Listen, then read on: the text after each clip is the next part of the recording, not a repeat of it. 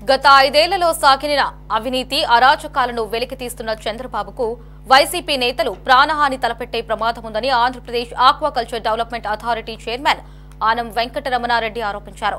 CM చంద్రబాబుపై విజయసాయిరెడ్డి అనుచిత వ్యాఖ్యలు మానుకోవాలని ఆనం హితపు పలికారు. కాకినాడ పోర్ట్ సెర్చ్లో కేవీరావు వాటాను ఎకరా 29,000 రూపాయల చొప్పున లాక్కోవడం వెనుక ఆంతర్యమేంటో చెప్పాలని నిలదీశారు. నీకన్నా కులం లేనోడివి నువ్వు ఒక రెడ్డివే కాదు, నీ ముఖ్యమంత్రి ఒక రెడ్డి కాదని అందరూ చెప్తుంటారు, నాకైతే తెలియదు. కానీ నేను అడుగుతున్నా, ఒరే మీ పులివెందలోళ్ళు, కడపలో పులివెందల నీ చెంచాగాళ్ళు సజ్జల రామకృష్ణారెడ్డి, ధనుంజయ రెడ్డి, వైవి సుబ్బారెడ్డి, వెంకట్రెడ్డి, కరుణాకర్ రెడ్డి నీ బంధువులు, నువ్వు ఫస్ట్ నుంచి పింపుగా ఉన్నావు కాబట్టి నువ్వు, నీ శరత్ రెడ్డి, ఎవడ్రా వీళ్ళందరా? నువ్వేమన్నా రెడ్డి కులంకి న్యాయం చేసావా మిగతా వాళ్ళకి? నువ్వు కులం గురించి మాట్లాడతావు దరిద్రుడా. నువ్వేం చేసావు రెడ్లకి? ఈ 5 సంవత్సరాల్లో రెడ్డి కులస్తుల్ని సంకనాకిచ్చింది ఎవరన్నా ఉంటే అది జగన్మోహన్ రెడ్డి అని కూడా గుర్తుపెట్టుకోవాలి మీరు. ఈరోజు మాలాంటి వాళ్ళం బయటకు వచ్చామంటే దానికే గుర్తుపెట్టుకోండి. ఏరా చంద్రబాబు నాయుడికి సెనైల్ అయిపోయాడంటే ఇది ఇంగ్లీష్ మాట్లాడేస్తున్నాడు ఎప్పుడు. క్యాస్ట్ బెడీస్ సెనైల్.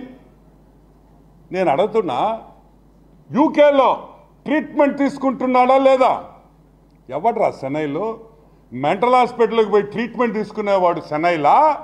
హుషారుగా రోజు 18 గంటలు పనిచేసేవాడు సెనైలా నడుస్తుంది? దానికి జవాబు చెప్పాలి.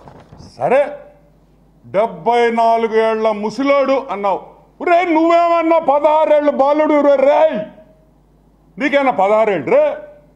నీవు 67 సంవత్సరాలు 156 రోజులు ఈ రోజుకి నీకు వయసు ఎంత?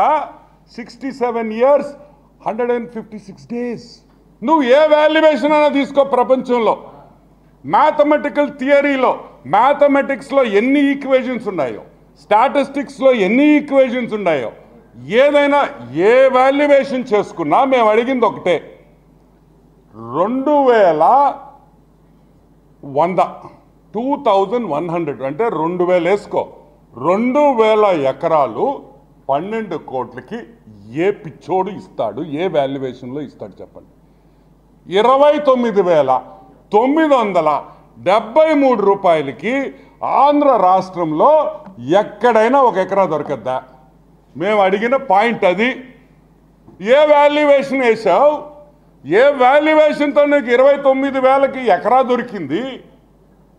4,000 ఎకరా 2,200 ఎకరాలు ఇచ్చిన ఆ మహానుభావుడు ఎందుకు ఇచ్చాడు? ఏంది పారిపోయాడా అమెరికాకా? పారిపోయాడు కాబట్టే బతుకున్నాడు, పారిపోయాడు కాబట్టే బతుకున్నాడు. పారిపోకుండా ఇక్కడ కేసు పెట్టుంటే మీరు సంపి గొంతు కోసి గుంతలో వేసి కప్పెట్టేసేవాళ్ళు. కేవీరావు ఎక్కడున్నాడో కూడా ఎవరికి తెలిసిండేది కాదు. ఈరోజు కేవీరావు పిల్లకాయలు అమెరికాలో ఉన్నారు, వాళ్ళు అమెరికన్ సిటిజన్స్ కాబట్టి వాళ్ళ షేర్లు నువ్వు కొట్టలేకపోయావు కాబట్టే 41%కి వచ్చి ఆ షేర్ ఆగిందని మేము మనవి చేస్తున్నాం.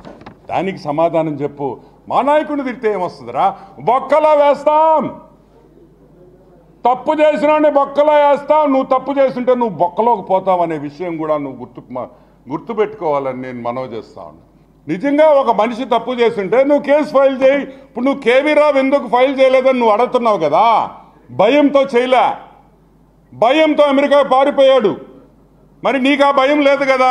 ఇప్పుడు నువ్వు ఇష్టం వచ్చినట్టు మాట్లాడుతున్నావు అంటే నీకు భయం లేనట్టే కదా, నీకు స్వేచ్ఛ ఉంది కదా. ఒక పక్క పిచ్చోడ్లాగా మాట్లాడతారు, ఒక పక్క స్వేచ్ఛ లేదు అంటారు. మాట్లాడే గొంతులు నొక్కేస్తున్నారు అంటున్నాడు. నీ అబ్బరే, నీకు గొంతులు నొక్కితే ఈ విధంగా వాగుతారంటారు మీరందరూ.